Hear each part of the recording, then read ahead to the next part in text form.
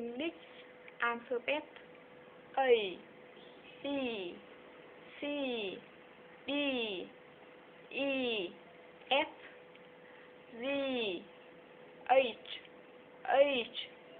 I, J, K, L, M, N, O, P, Q, R, S, T, U, V, W, X, Y, Z.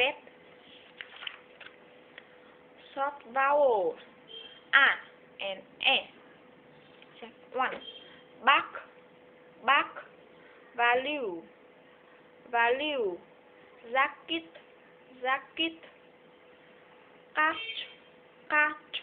catch, dad,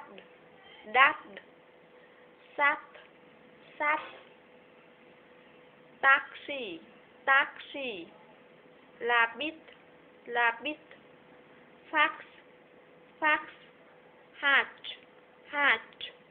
apple, duck. Check 2. 1. The cat wore a jacket. 2. Back, jaw shark, and blink, jaw, magnet. 3. He sang about an actor named Jack. Check 3. Egg. Next. Healthy. Bled. Everly. Check. Necklace. Red. Entrance. Lettuce. Best. Lead. Fence. Wealth. Blend. Bed. Wrench.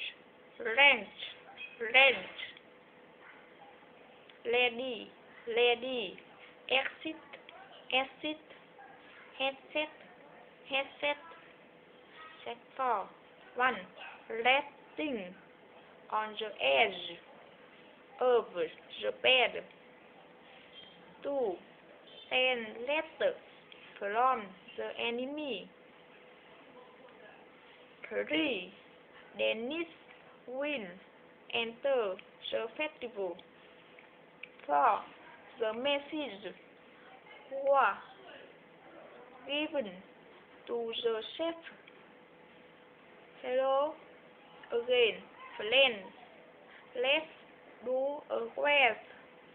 Check well whoever set the temperature are getting better. Get ready to spend a wet weekend in tennis. Long vowel U and short vowel Check 1. Blue. Booze. Rule. Mood. No. Bull. Zoo. Booze. Juice. Food. Moving. Tooth. Moon. Brew. Nose.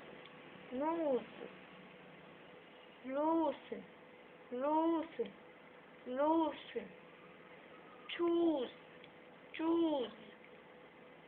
Loop. moose, moose, moose, shoes, shoes, room, room. Check 2. 1.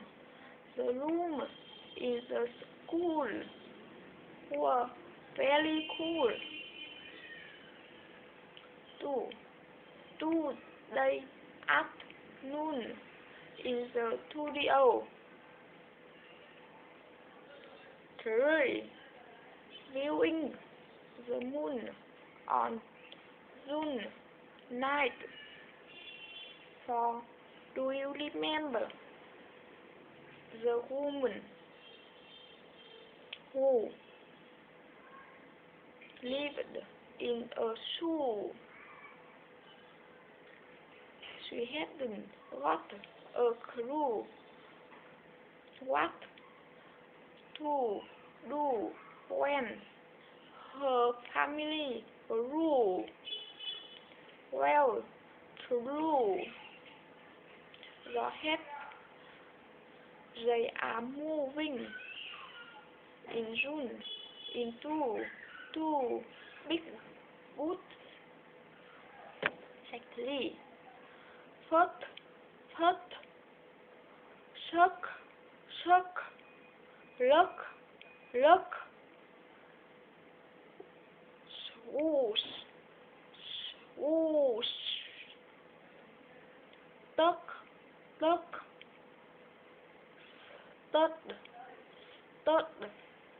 buck, cook, guck, uck,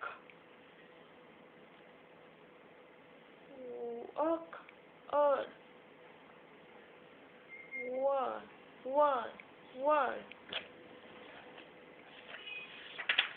Check 4. 1. He took a good look under the hood and found a clue. 2. Julie enjoyed good books after school. 3.